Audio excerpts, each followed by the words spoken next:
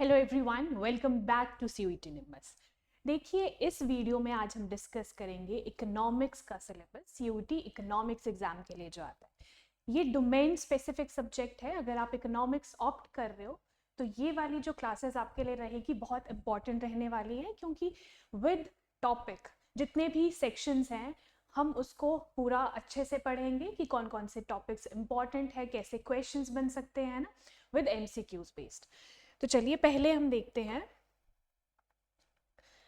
देखिए, आपको पता होगा 3 पार्ट्स में डिवाइडेड है सिलेबस, ठीक है, 1, 2 एंड 3। पहला आपको पता है लैंग्वेज सेक्शन, है ना।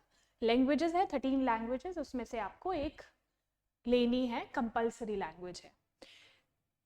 दूसरा जो सेक्शन है, इन वीडियोस में हम लोग दूसरे सेक्शन के डोमेन स्पेसिफिक जो सब्जेक्ट्स हैं उसमें क्या पढ़ेंगे, इकोनॉमिक्स, ठीक है। अगर आप लोग इकोनॉमिक्स ऑप्ट कर रहे हो इन योर डोमेन सेक्शन तो ये वीडियोस बहुत ही इंपॉर्टेंट रहने वाली है, आपको पूरी देखनी होगी, ठीक है, आपकी कॉम्प्रिहेंसिव स्टडी के लिए। कैसे एग्जाम में क्वेश्चन बनते हैं। तीसरा जो पार्ट है, it is general aptitude test, जिसमें आता है current affairs and GK, logical reasoning. तो इसके लिए भी हमारे चैनल पे आपको अलग से वीडियो मिल जाएगी, दैट इज करंट अफेयर वाली, और जिसमें हम लोग पूरा जीके स्टैटिक पोर्शन कवर करते हैं विद एमसीक्यूज। थर्ड सेक्शन का हो गया, है ना। अब सेकंड सेक्शन में स्पेसिफिकली इकोनॉमिक्स पे हम लोग फोकस करेंगे। जितने भी बच्चे इकोनॉमिक्स ऑप्ट कर रहे हैं तो प्लीज ये वीडियोस देखिए और शुरू से एंड तक देखिए, है ना। जितनी भी वीडियोस अपकमिंग वीडियोस होगी, आज हम डिस्कस करेंगे सिलेबस फॉर सीयूटी इकोनॉमिक्स। चलिए, डिफरेंट यूनिट्स हैं, टोटल 10 यूनिट्स है। पहले आप हेडिंग्स देख लीजिए कि यूनिट में आएगा क्या। इंट्रोडक्शन टू माइक्रो इकोनॉमिक्स, दूसरा है कंज्यूमर बिहेवियर एंड डिमांड, तीसरा national income and related aggregates. तो जितने भी ये टॉपिक्स हैं आप नोट कर लीजिए। अगर आपने अभी तक सिलेबस नहीं देखा तो आप यहाँ से नोट कर सकते हो।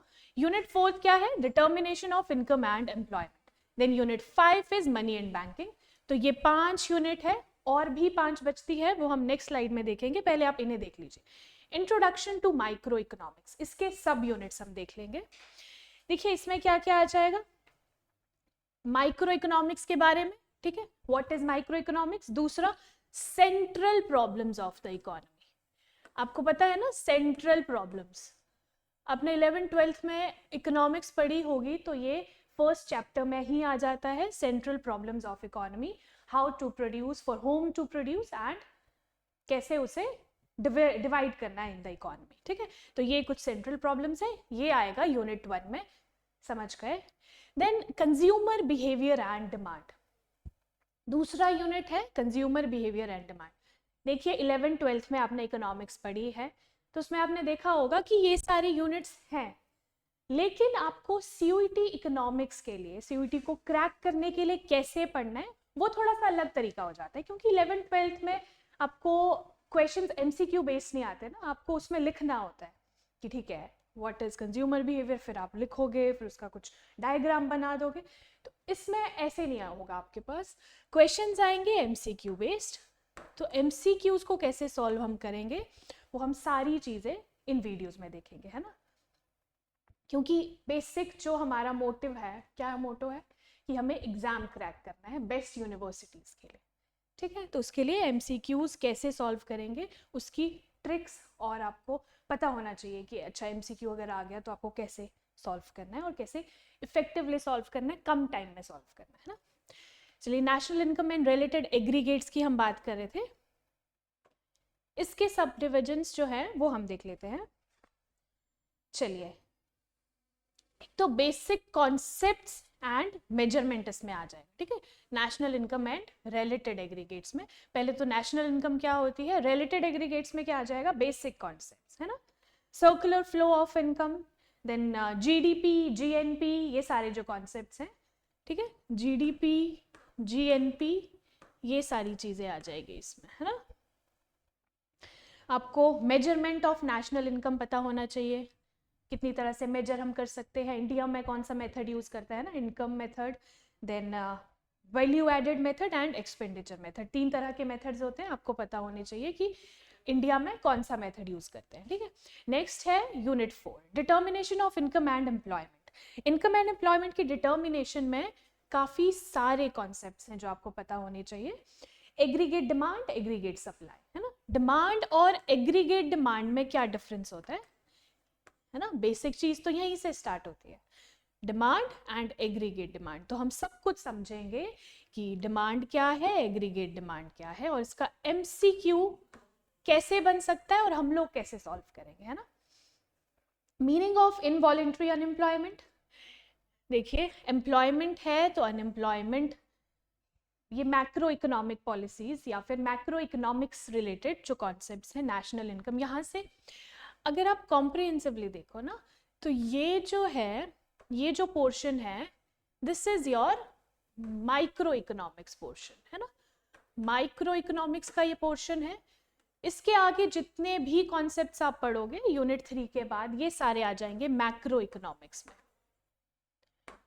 तो हम माइक्रो इकोनॉमिक्स को भी अलग से देख लेंगे, मैक्रो इकोनॉमिक फिनोमिना जैसे कि नेशनल इनकम, एम्प्लॉयमेंट, अनएम्प्लॉयमेंट, है ना, ये सारी चीजें हम अच्छे से देख लेंगे। और कौन कौन सी चीजें हम इसमें डिस्कस करेंगे, investment multiplier, problems of excess and deficient demand, है ना। Next, measures to correct excess and deficient demand, availability of credit, change in government spending. तो ये इसकी सब पार्ट्स हैं, हम सब कुछ डिटेल में डिस्कस करेंगे।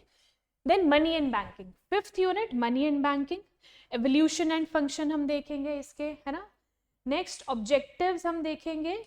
Central bank, very important, central bank that is RBI, उसके हम फंक्शंस देखेंगे, है ना, आरबीआई के फंक्शंस देखेंगे।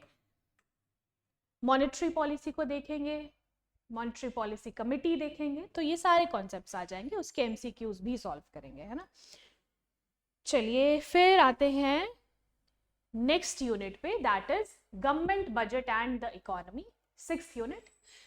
7th है balance of payments, 8th is development experience 1947 से 1990 तक एंड इकोनॉमिक रिफॉर्म सिंस 1991, ठीक है। ये इंपॉर्टेंट है इंडिया के पर्सपेक्टिव से, ठीक है। ये जो 3 यूनिट्स आखिरी के आप देखोगे, ये आएंगे इंडियन इकोनॉमी के, ठीक है। इंडियन इकोनॉमी आप नोट कर सकते हो। तो बेसिकली आप 3 सेक्शंस में डिवाइड कर सकते हो, micro economics, macro economics and Indian economy, ठीक है। जो बीच वाले 3, 4, 5, 6, 7 जो यूनिट्स है, ठीक है, ये है मैक्रो इकोनॉमिक्स से रिलेटेड।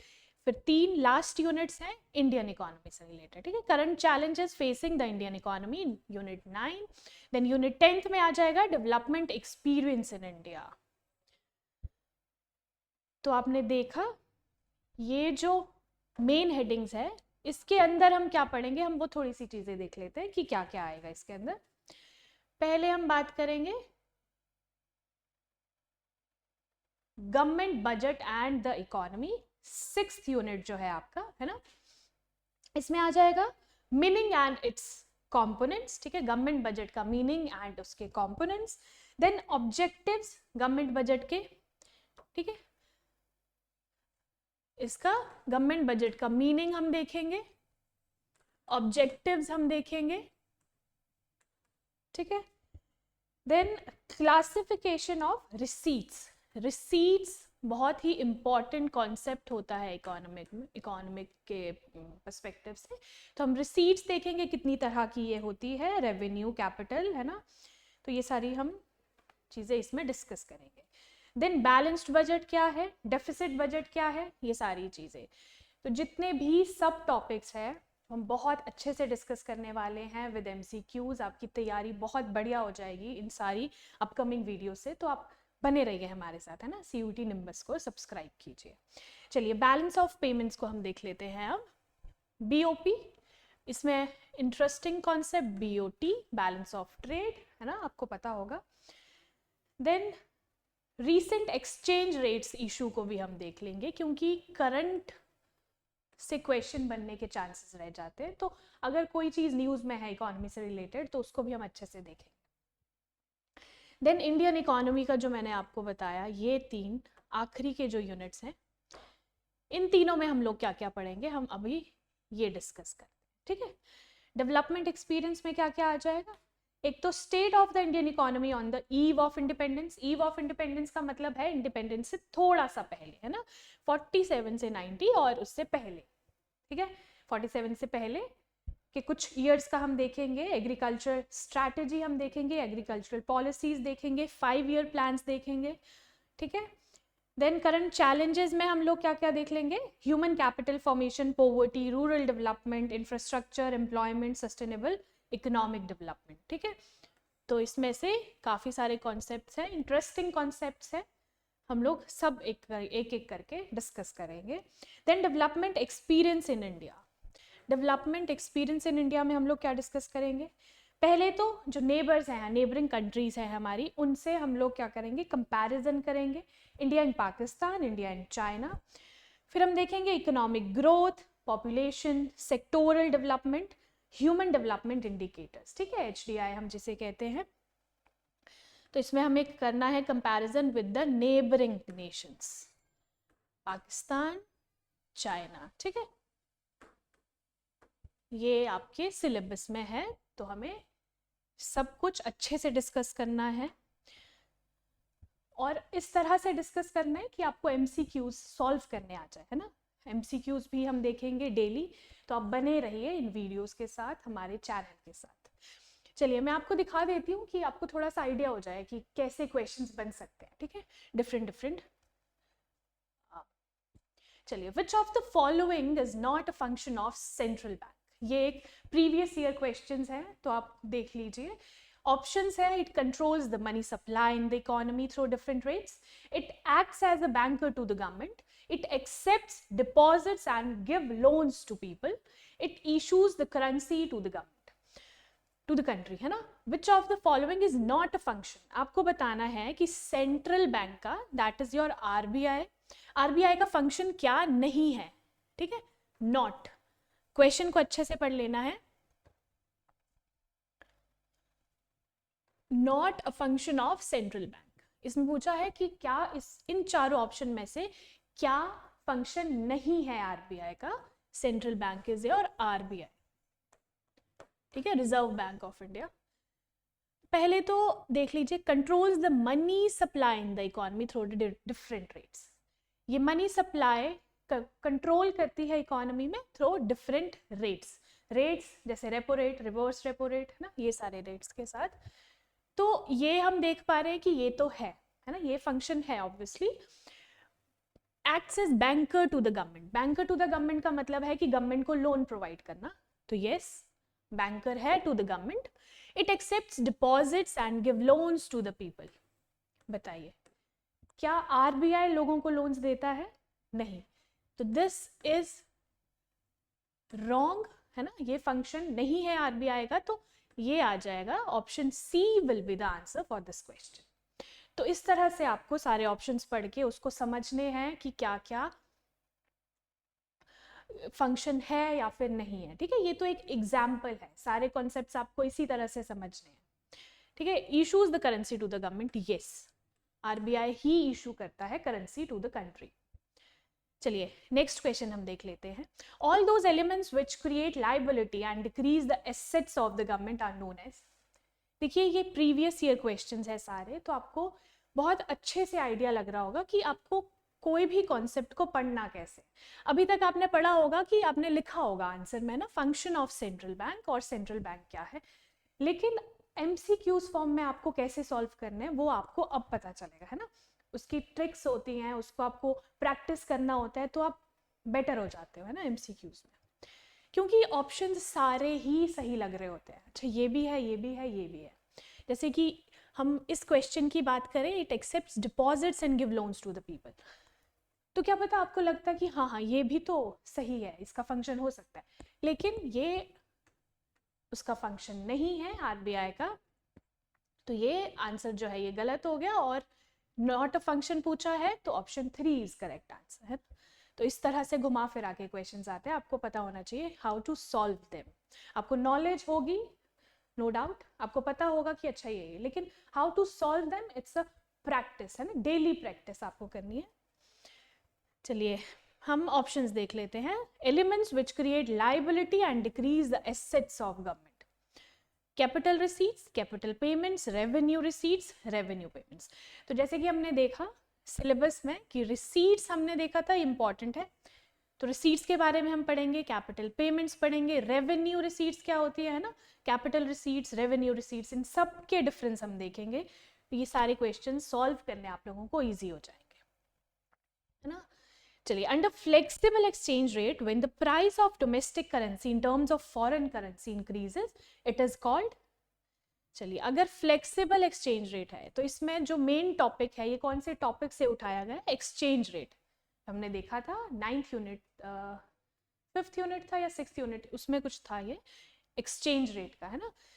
तो इसके लिए हमें पता होना चाहिए कि फ्लेक्सिबल एक्सचेंज रेट होता क्या है। Then price of domestic currency, ठीक है, डोमेस्टिक करेंसी का price in terms of foreign currency, ठीक है, डोमेस्टिक करेंसी और फॉरेन करेंसी का हमें पता होना चाहिए, कंपैरिजन पता होना चाहिए।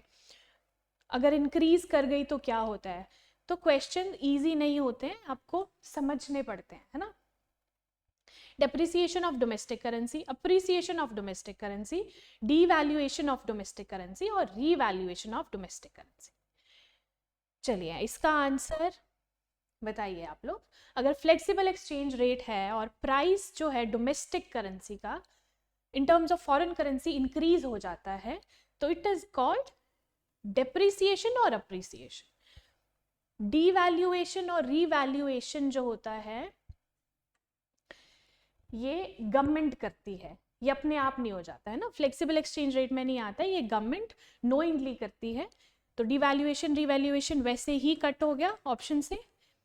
फिर आता है डेप्रिसिएशन और अप्रिसिएशन। तो अब बताइए, इंक्रीज होने की बात हो रही है तो डेप्रिसिएशन तो नहीं होगा, तो answer will be appreciation of the domestic currency. तो इस तरह से आपको ये सारे एमसीक्यू सॉल्व करने हैं। पहले आपको बेसिक चीज़ें पता होनी चाहिए, बेसिक कॉन्सेप्ट्स क्लियर होने चाहिए, तभी आप ये सॉल्व कर पाओगे, है ना। Arrange the following items in correct sequence.